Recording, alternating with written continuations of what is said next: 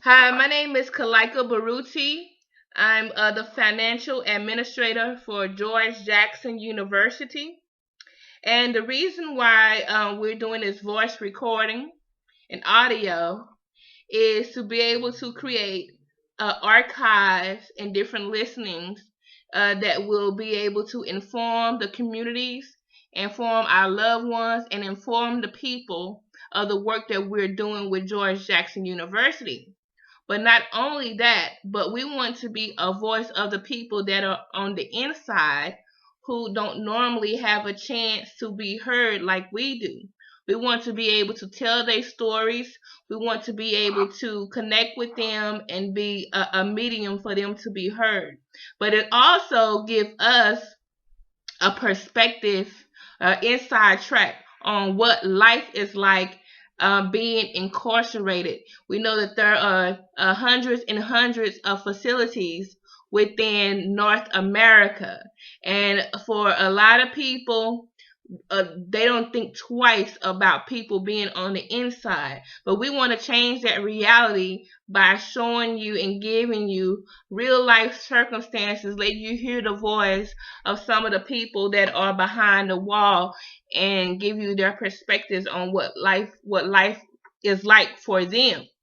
So joining us today, I have George Jackson University recipient student who just joined us, who has complete solidarity with George Jackson University. And what he has most unity with us for is because we have love for the people. But I will let him tell you that himself. But we thank him for his contributions.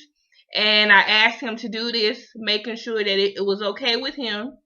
And he expressed that, he will help us in any way. So joining us, we have Darius. And Darius is currently incarcerated in the state of Mississippi. So, Darius, thank you for joining us. Okay. And Thank you too, sister. you're quite welcome. And I want to ask you to give us a little bit of insight about how, I know you already gave me your biography, but can you give the listeners a little bit of insight of how you found yourself where you are? What were some of the circumstances that led you there, and so forth? A little of your background history. But I mean, Well, don't limit your history to just what landed you inside of the prison. Just tell us about your life in general up until that point. I thank you, sister, like once again. But first of all, I grew up in a little small country town in Mississippi called Ittlebina, Mississippi, the home of Mississippi Valley State. And I went to church. I sung with the choir and everything. I was a junior deacon, and I used to run track and everything. But I got introduced to the streets when they kicked me out of school and put me in alternative school. So therefore, when they put me in alternative school, I was around with nobody, nothing but thugs and everything. And by the way, my name is Darius Dennis. And once I went to alternative school and everything, and I started seeing these other guys smoking drugs and selling drugs and doing everything else that you can think of. I felt like it was cool. So I started doing the same thing. So I started going to the juvenile detention center. I went to the juvenile detention center numerous of times, and they sent me to boot camp like 3 times, and that didn't work. So therefore, they classified me as an adult. So from that point on, when I got in trouble, I didn't go to the juvenile detention center anymore. I went straight to the big, what they call the big house, the county jail or whatever. And the last time I got out of boot camp, my family moved me from LaFleur County, which is the same county that Ittlebina, Mississippi is located at. And we moved to Moorhead, Mississippi, during the during the time that I was down there, I laid low for a minute. But where all the trouble came about when I moved to Greenville. Now keep in mind, we moved to a neighborhood inside of Greenville was full of drugs, prostitution, and everything. And I used to just sit on my porch and watch the drug dealers and things like that do their thing. And I was like, I want to do that. I can do that. I can accomplish what they'll accomplish because I'm thinking it's the cool thing to do. And, I'm thinking this is the cool thing to do and everything. So this certain guy came to me and he was like, you want to get out, little man? I was like, yeah. Never did I thought in a thousand years about me being 17 years old at that present time that I could take over this whole neighborhood with drug trade, the prostitution trade, and everything. And I did that. I conquered that. But as I moved from that neighborhood, I moved to another neighborhood. And I still doing the same thing. In and out of jail, selling drugs, doing everything else under the sun. But the last time that I went to the county jail, I prayed to the good Lord. I said, if you let me out of this right here, I promise you I'm going to straighten my life up. Well, I got right back out there again. I ended up getting shot in the back. Therefore, y'all have a bullet in my back right now. Somebody robbed me. And at that moment, while that person was holding that gun to my head, I seen what it felt like to be robbed. Because I done robbed numerous of people in the past also. So I felt what other people felt when I was holding a gun to their head. But through all that, the good Lord spared me through that. He didn't let me die then. And I ended up catching some more charges, actually, for laying me in prison. Me and a couple guys, you know what I'm saying, we were selling drugs together and everything. And this guy had his mind frame set up to rob us or whatever. So when you put in a situation like that, it's either you or me. And the average person is not going to let nobody take them out. So therefore, they're going to do it. They're going to do everything to the best of their ability to not let anybody bring harm upon them. So that's what we were doing.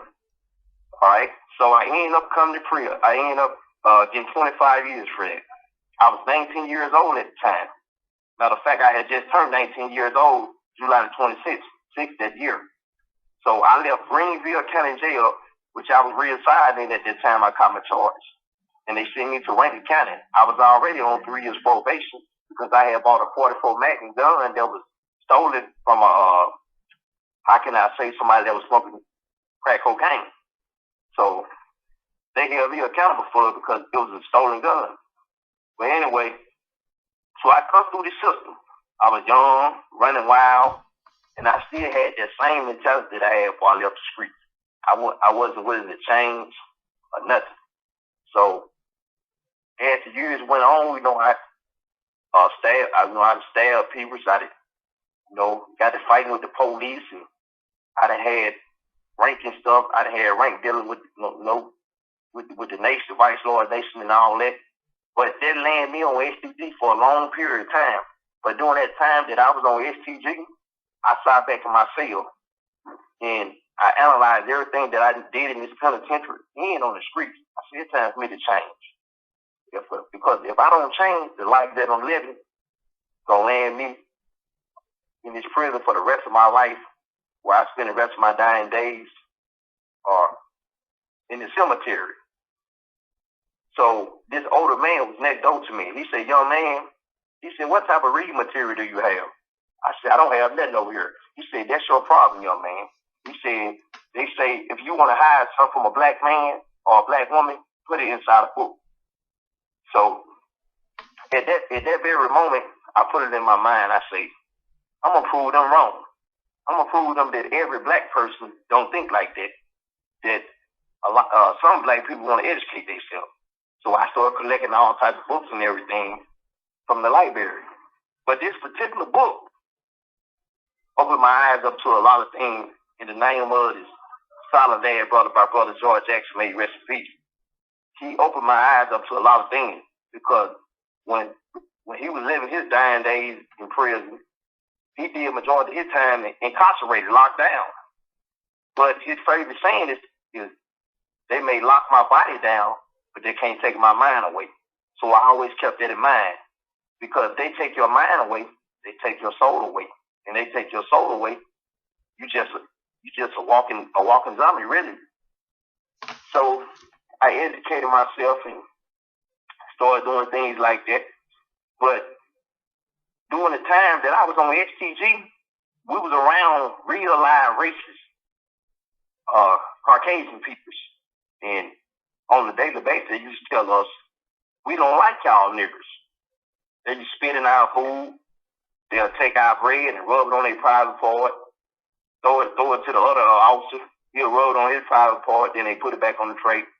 They spray roast spray all on our ice, spit the skull all in the juice and stuff that we drink. Then we find the grasshoppers, rocks, and everything inside our food. And I witnessed them beat guys up on certain numbers of cases. And matter of fact, I was one of the people that they beat up. And I heard him tell one guy one time while they had him on the floor, while they was kicking him, hit him with sticks and things, "Get down, nigga, stay down." You know, and I thought then, I was like, how can the prison system call themselves rehabilitating somebody or helping somebody rehabilitate themselves when you got officers working around us like this with this type of mentality? They got hatred in their heart, you know.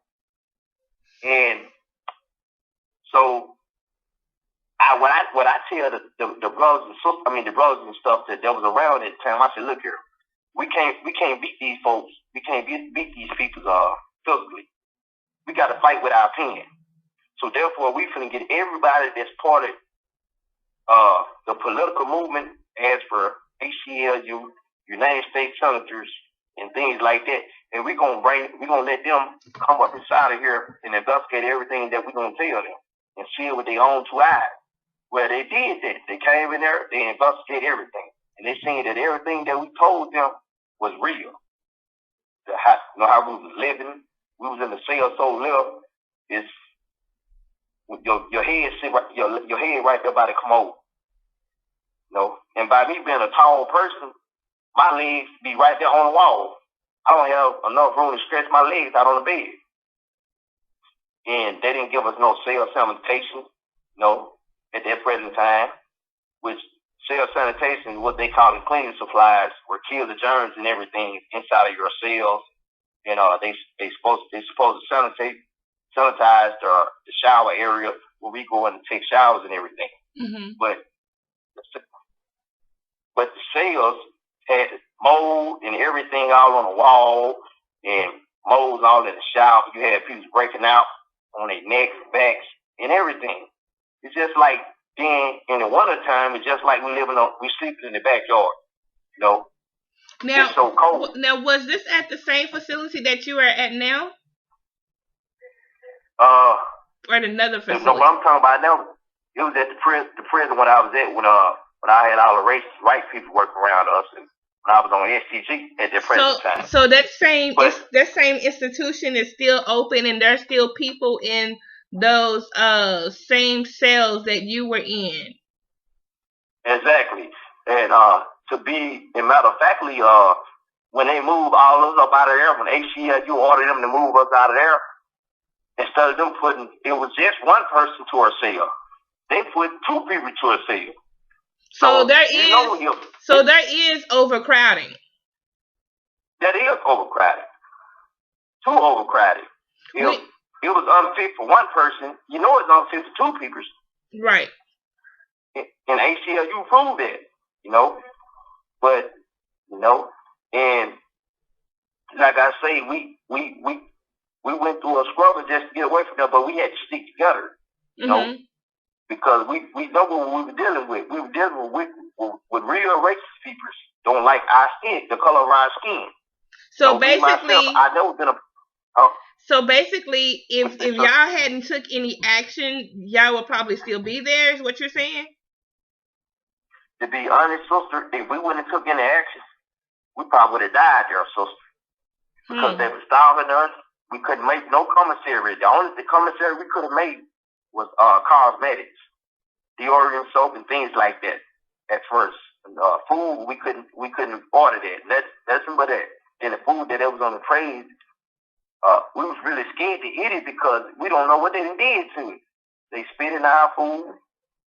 You got grasshopper, rocks, and everything. So what was it? And I'm sorry to interrupt, but what was it like for you in relationship? I know you're talking and mentioning like the racist white guards that were on duty.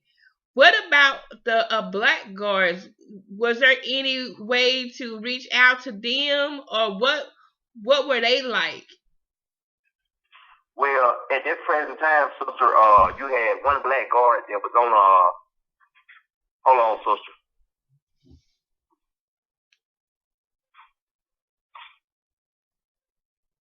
Okay, I'm back, sister.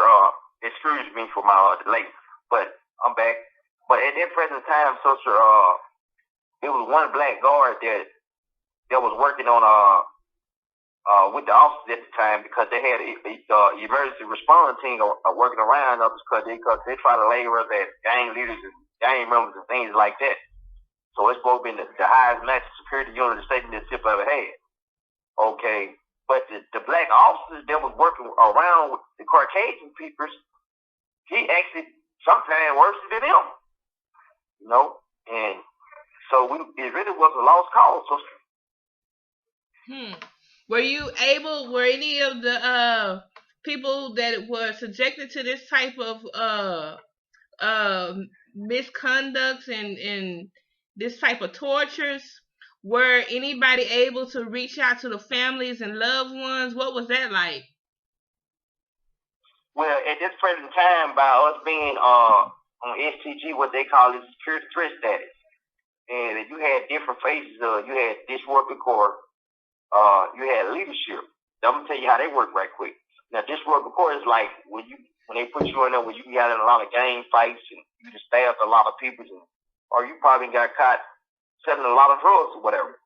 Now, leadership is what they label you as a leader of an organization, whether it be the Gangster Disciples, whether it be the Latin King Nation, the Vice Lord People Nation, or whatever. And see, that's what they had me on. They had me on leadership. I did like 3 years in that building at this present time. But our mail was up on the censorship. Oh, I'm gonna break that down to you. Censorship is to the point where they read your mail thoroughly. They read it, and anything that they see out of ordinary, they hold that against you. So it had came to a point that we didn't want to write no letters because every time we write a letter, I might tell my mama, I love you. You telling me that I'm writing gang letters. Just because I done told my mom I love her. I told my sister I love her. So it got to a point that people that wouldn't even want to write letters home. Then the phone calls that we were making at the present time was like once every 2-3 months, but that phone call be monitored. You can say anything out of ordinary on the phone about, I need you to make a 3-way call for me. They write you up because they monitoring your phone call, whether it be an attorney phone call or just a regular phone call to your loved ones. And you and I know you can't monitor no attorney phone call. So, like I say, then every time that we try to send legal mail out to try to get the help that we need, they had this woman that's working in the legal department throw all our mail away. Or she'll come on his own and say, we got y'all letters, but they ain't going out. They ain't gonna make it out. They ain't gonna leave the prison. So we had to fight hard, but we got the job done. So we had some strong black brothers. If we didn't have no strong black brothers, me and myself wasn't me and my comrades that were around me at that present time wasn't no strong black brothers or whatever. We wouldn't have made it. But their whole intention was to leave us down there and riot. Mm-hmm. Their whole intention was to kill us. It was like they were running a slave plantation, right. And they said it on a daily basis that this our plantation, for real. Mm-hmm. So have you it was sad. Have you seen those new television shows where they have those kids go into prisons and so forth, and they try to scare them into becoming better or behaving, and they get in their faces. Have you seen those shows? Yeah, I done seen matter of fact, I seen a show like that about 3 nights ago or whatever, and I feel like that's a good thing because what they really ain't, they don't mean to harm the kids or whatever. They trying to show the kids, they trying to scare the kids from coming to there. Yeah, that's something that I always wanted to do since I've been incarcerated. I wanted to be able to reach out to the kids that followed in my footsteps and let them know that the way that I grew up is not the way. Life had way more to offer than selling drugs, standing on the corner, and doing things like that. Well, education is the key. Well, let me say this. I asked you that for a particular reason, but let me say that in response to what you said. I don't particularly like those. I don't particularly like those shows. If you ever seen a movie called Full Metal Jacket, it's a film based off of army recruitment. Well, training, the basic training in the army, and it shows how the drill sergeant, how they get all up in the face and this and that. Well, that's the same thing they do with these kids. But see, the situation that you have presented, well, I know a different reality. Why get all in their face like that and try to use a scare tactic instead of using love? Do you think love could be effective? A lot of people that may end up in certain type of circumstances or situations come from certain type of conditions in their environment and so forth, be so fucked up sometimes, where they have to be hard, where they have to move in this type of way, where they have to go and sell drugs, where they have to go and commit certain type of crimes. A lot of times in this society and in this world, we have stuff set up to where we have to make some choices that we don't want to make.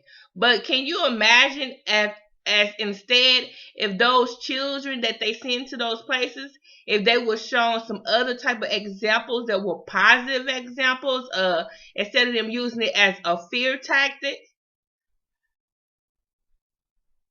Do you think that can be beneficial? Well, sister, I agree with everything you said, but the only thing that I don't agree with, sister, as you said, you said you really against it. But sister, the reason I say that I feel like it's a good thing because it's some kids that you can sit down and just have a civilized conversation with and say, look here, don't do this and don't do that. But it's some kids, because I remember I used to be the same way. I felt like when I was real young, you just had to show me. Because just telling me, it wasn't going to get it. You just had, you had to plain out show me, So therefore, that's why them guys use them scare tactics and things. If you notice, the kids that they send in there is kids that constantly going to the detention center, skipping school, doing drugs, got their fans hanging off their butt and everything like that. So don't be the type of kids that they send in there. That they ain't just gonna send the average kids up there that ain't getting no trouble and stuff because they don't have no reason to go in there. So that's why they use them tactics dealing with them kids. Well, there's one thing that you had said. You said, if you show me versus sitting down and telling me.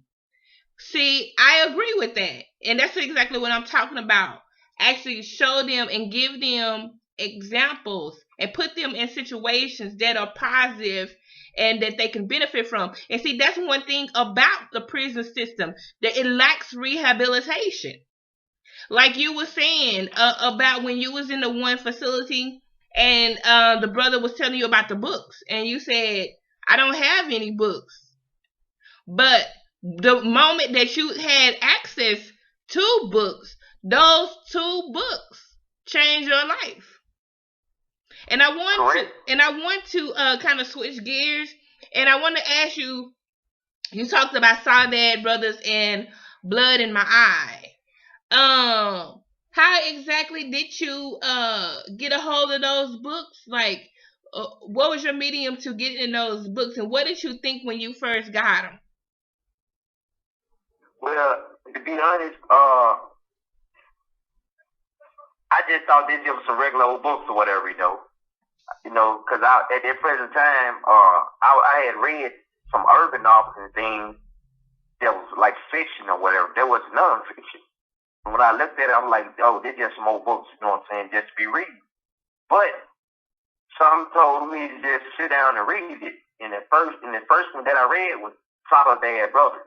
And see, Solidad Brother, it ain't the type of book that you can just pick up and just read and be through with it. You got to sit back and analyze everything that's being said, because this brother's speaking from his soul.